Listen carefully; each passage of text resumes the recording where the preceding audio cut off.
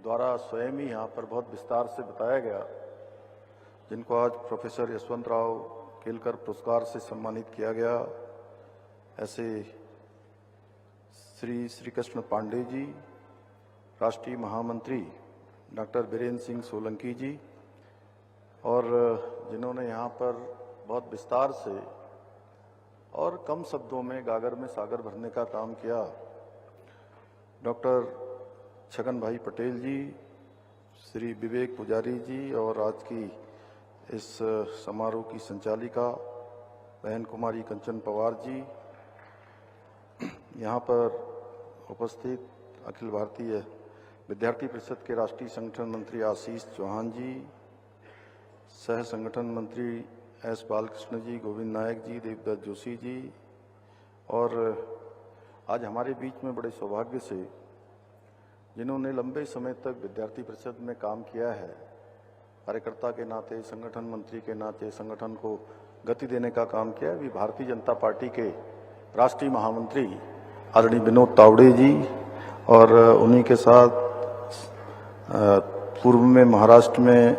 प्रदेश की मंत्री रही, नारी शक्ति की प्रतीक श्रीमती वर्षा तावड़े जी, राष्ट्रीय स्वयंसेवक संघ के प्रांत प्रचारक डॉक्टर शैलेंद्र जी, क्षेत्रीय संगठन मंत्री मनोज निकरा जी, विपिन जी, और आज के कार्यक्रम में इस अतिथि के रूप में आए हुए भारत सरकार के मंत्री अल्मोड़ा पिथौरागढ़ लोकसभा के सांसद आदरणीय अजय टमटा जी, प्रदेश अध्यक्ष भट्ट जी, अंकित जी, ऋषभ जी, यशवंत पवार जी, और हमारे राज्य के विधानसभा के सदस्य आदरणीय किशोर उपाध्याय जी, श्री सुरेश गढ़िया जी, और बहुत महान गायिका हमारी जागर गायिका और जिन्हें पद्म भूषण से सम्मानित किया गया है बसंती बिष्ट जी, और सभी यहाँ आए हुए हमारे पूज्य वृंदावन जी महाराज,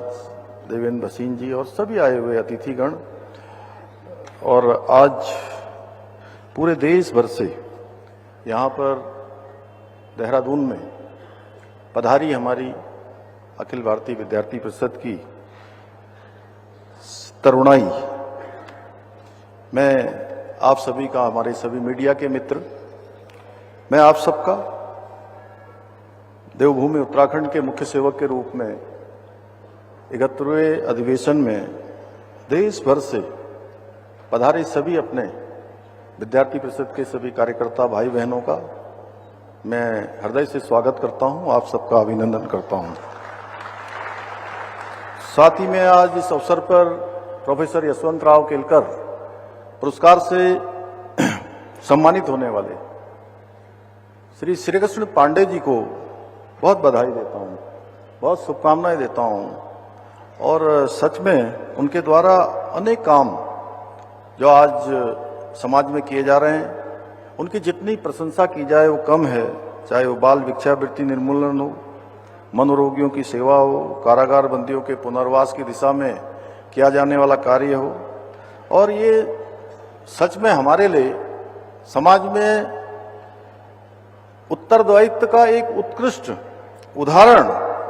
श्री पांडे जी ने अपने कामों से हम सबके समक्ष प्रस्तुत किया है। साथियों, ये हम सभी उत्तराखंड वासियों के लिए भी बहुत सौभाग्य की बात है कि राज्य स्थापना के 25 साल पूरे होने के अवसर पर अखिल भारतीय विद्यार्थी परिषद ने 71वां राष्ट्रीय अधिवेशन, इसका आतिथ्य समस्त उत्तराखंड वासियों को प्राप्त हुआ है। मैं इसके लिए अखिल भारतीय विद्यार्थी परिषद की पूरी कार्यकारिणी को, पूरी टीम को अपनी ओर से उनका बहुत आभार व्यक्त करता हूं, और देश के कोने कोने से आए युवा तरुणाई के मध्य में उपस्थित होकर मैं अपने आप को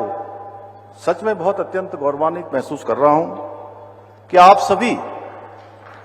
जहां शिक्षा ग्रहण करते हुए परिषद के कार्यकर्ता के रूप में देश की सेवा के प्रति आपका इस समर्पण, समाज के लिए काम करना, विद्यार्थियों के बीच में काम करना, समन्वय बनाना, ये हमारे सभी युवा पीढ़ी के लिए भी प्रेरणादायक है। मुझे ये जानकर अत्यंत हर्ष हो रहा है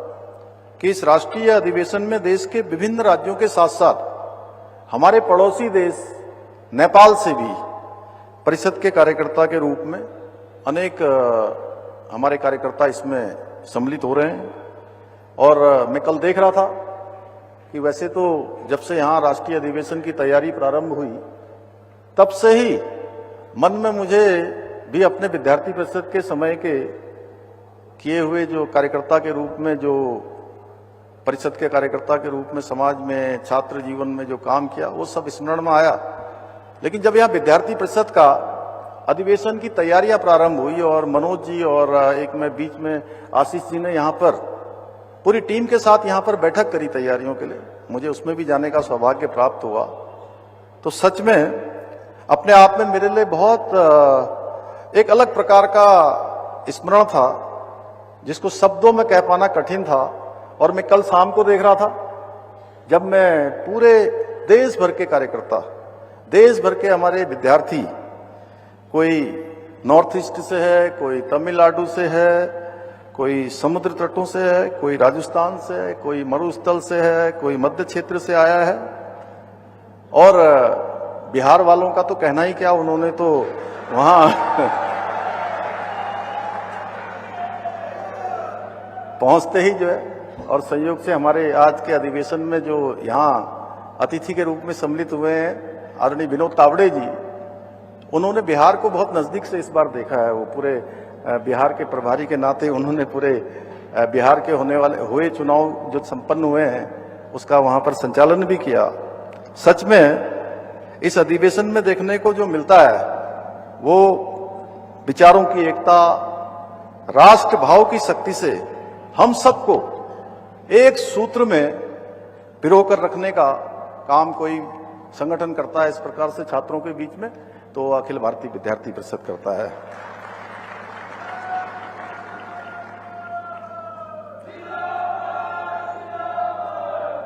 और कल जब आप सब लोग मिल रहे थे तो ऐसा अधिवेशन जिसमें हम लोगों ने भी कई सारी ऐसी शोभा यात्रा में भाग लिया, उन सबका मुझे स्मरण हो रहा था। मैं भी आप सबकी तरह ही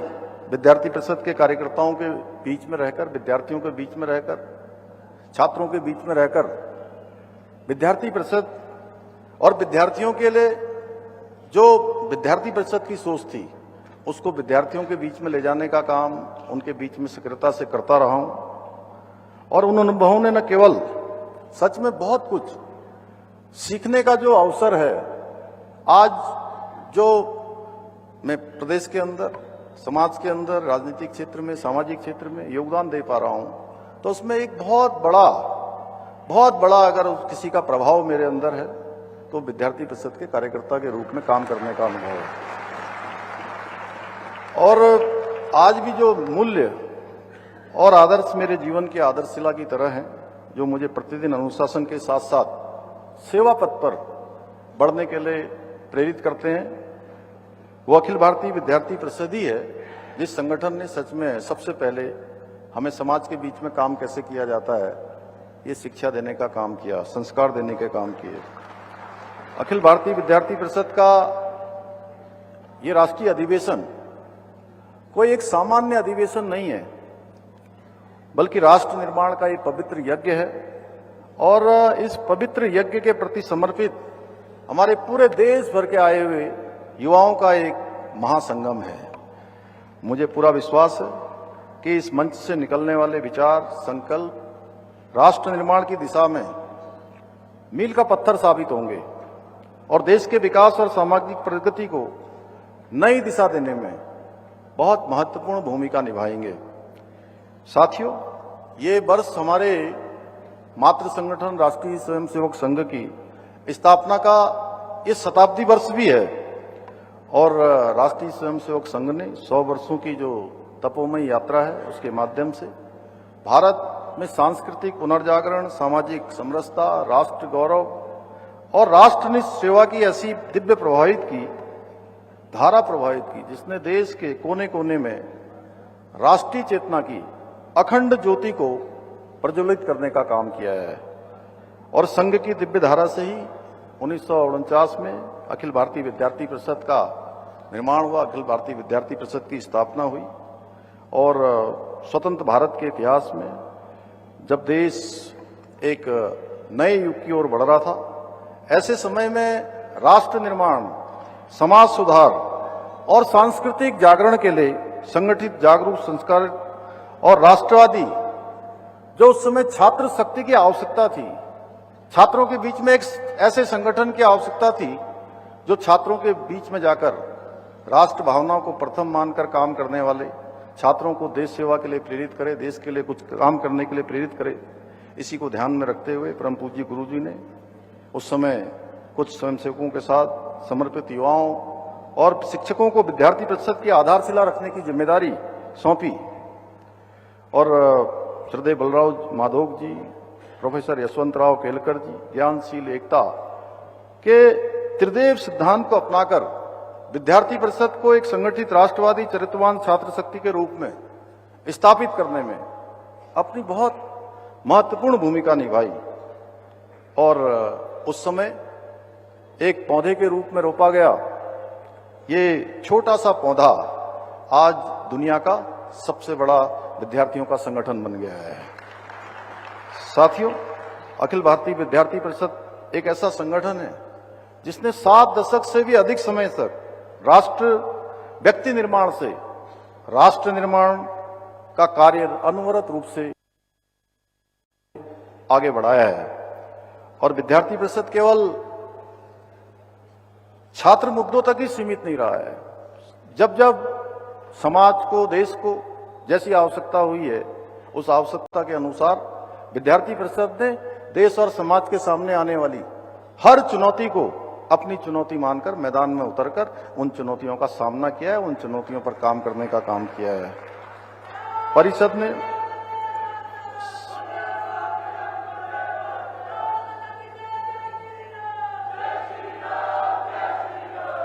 परिषद ने छात्र शक्ति को जागृत, संगठित और संस्कारित करने का कार्य किया है ताकि वो चरित्रवान, कर्तव्यनिष्ठ और राष्ट्रभक्त नागरिक बनकर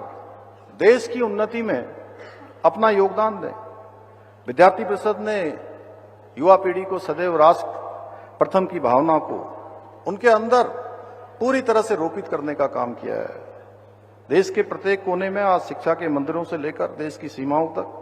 परिषद के कार्यकर्ता राष्ट्र निर्माण के लिए समर्पित होकर अपना योगदान दे रहे हैं। और परिषद एक ऐसा संगठन है जो विद्यार्थियों के बीच में रहकर उनमें समाज, राष्ट्र के सम्मुख आने वाली चुनौतियों को अपना मानकर डट कर मुकाबला करने के लिए इस भावना को विकसित करने का काम कर रहा है। जब भी समाज को, राष्ट्र को, छात्र छात्राओं की जरूरत पड़ी है, तब विद्यार्थी परिषद ने ढाल बनकर चुनौतियों का सामना किया है, देशव्यापी आंदोलनों का नेतृत्व किया है। और इसी वर्ष हम लोगों ने आपातकाल के 50 साल पूरे होने के संबंध में पूरे देश भर के अंदर अनेक कार्यक्रमों का आयोजन किया। आपातकाल के समय में विद्यार्थी परिषद की भूमिका भारतीय लोकतंत्र के इतिहास में सदैव स्वर्ण अक्षरों से अंकित की जाएगी। हजारों कार्यकर्ताओं ने जेलें भरी, यातनाएं सही, अंधकार के उस काले दौर में भी, लेकिन लोकतंत्र की लौ को कम नहीं होने दिया, उसको बुझने नहीं दिया। विद्यार्थी परिषद ने बीते 7 दशकों में विद्यार्थियों को शिक्षा, संस्कार, स्वावलंबन प्रदान करने में बहुत महत्वपूर्ण भूमिका निभाई है। परिषद ने अपने स्थापना काल से ही समाज और राष्ट्र हित में बड़े परिवर्तन लाने की अद्भुत अग्रदूत के रूप में हमेशा काम किया है। चाहे स्कूल हो, कॉलेज हो, विश्वविद्यालय हो, परिषद के कार्यकर्ताओं ने छात्रों के भीतर राष्ट्रवाद की अलग को जगाने का अतुलनीय कार्य किया है। आज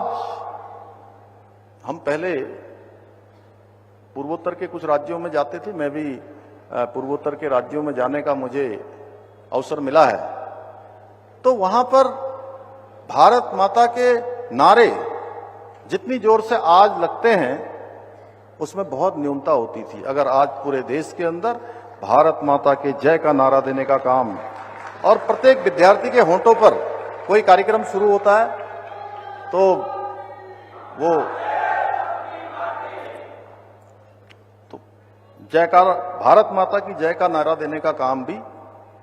आप जैसे परिषद के कार्यकर्ता ही करते हैं।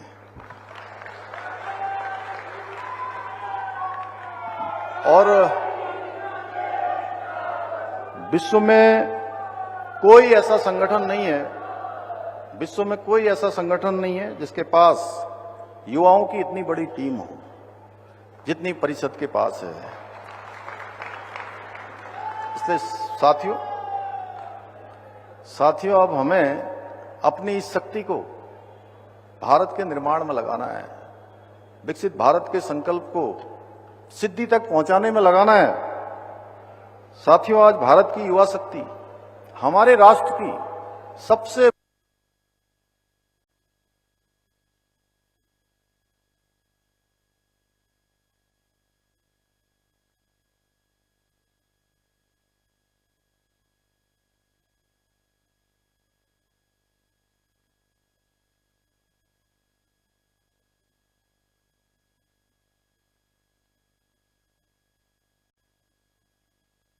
तो हमारी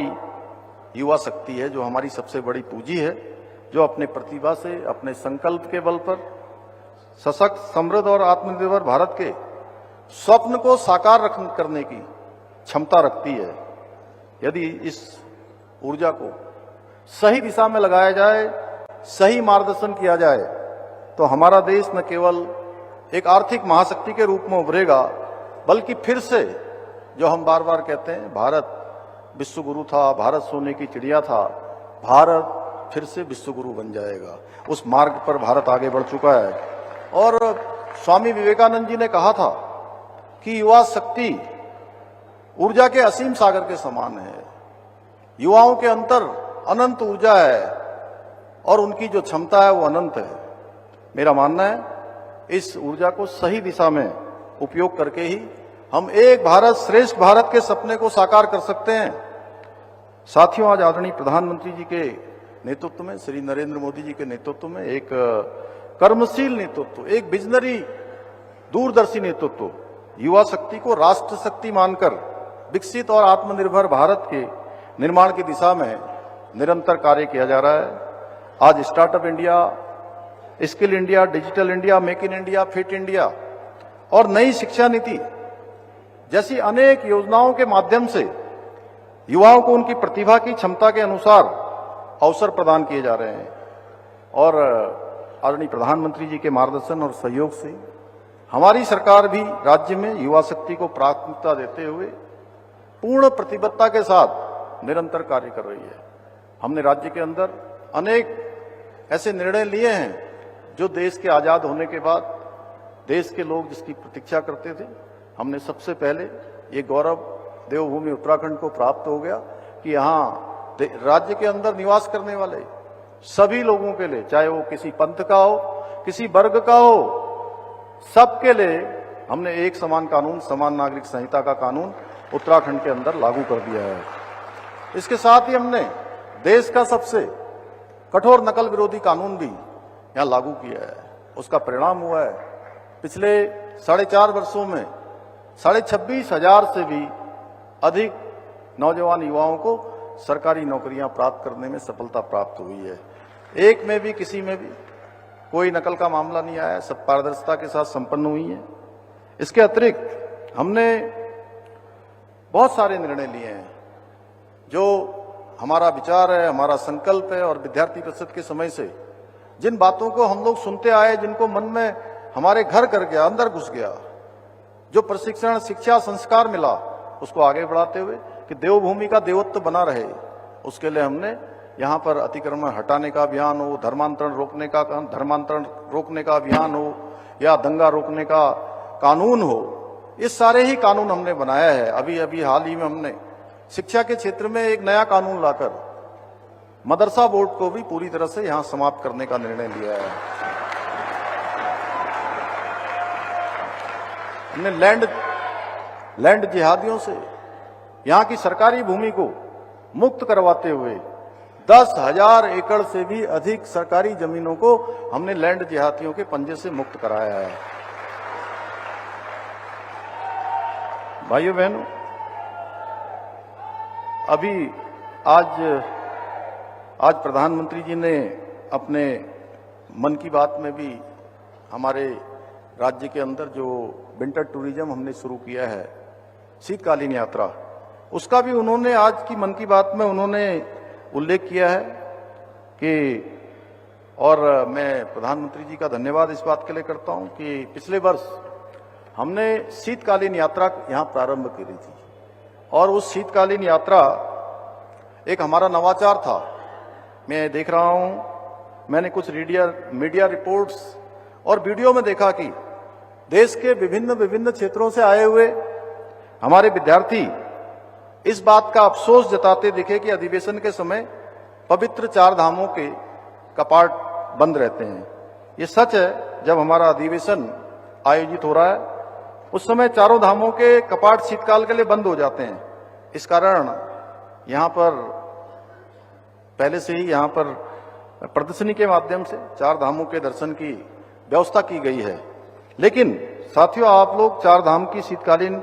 जो गद्दी हैं, जो शीतकालीन प्रवास स्थल हैं, जैसे भगवान केदारनाथ जी का शीतकालीन प्रवास ओंकारेश्वर में होता है, ओंकारेश्वर मंदिर में, और उसी प्रकार से पांडुकेश्वर में बद्रीनाथ जी का, या जोशीमठ में, या खरसाली यमुनोत्री जी का, और मुखवा हर्षिल गंगोत्री जी का, जहां पर माननीय प्रधानमंत्री जी ने भी पिछले वर्ष आकर उस स्थल के दर्शन किए थे। वो स्थान हमारे शीतकालीन गद्दियां वहां पर प्रवास करती हैं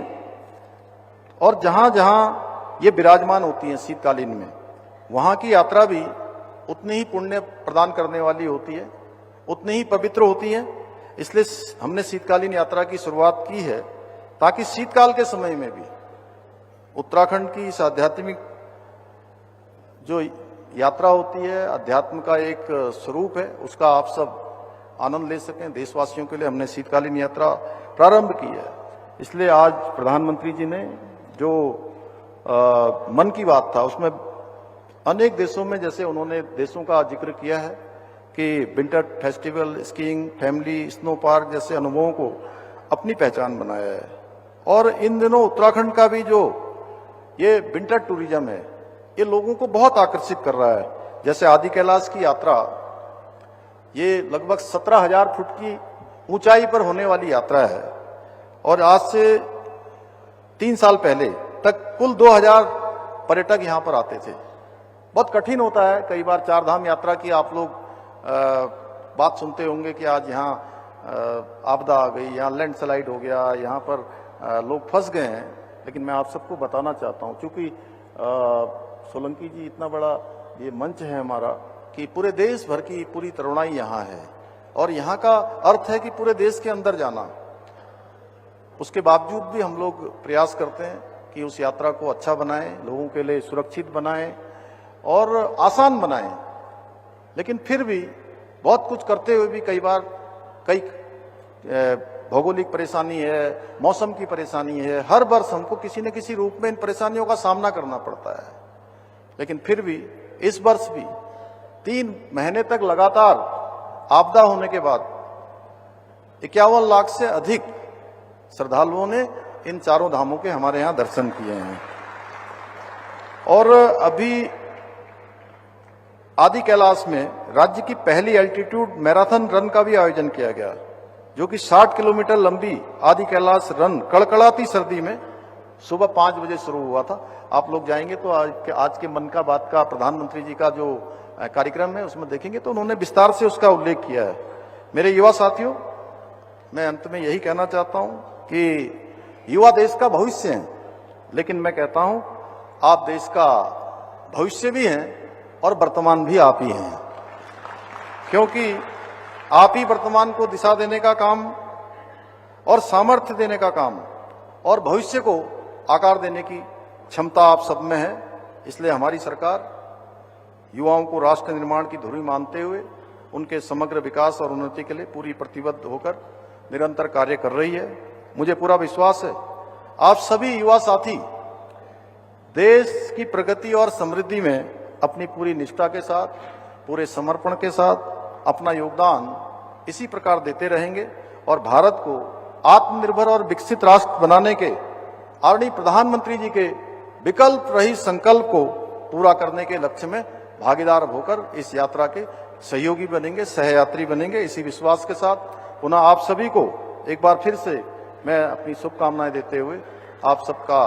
सबके उज्जवल भविष्य की कामना करते हुए अपनी बात को समाप्त करता हूं। बहुत बहुत धन्यवाद।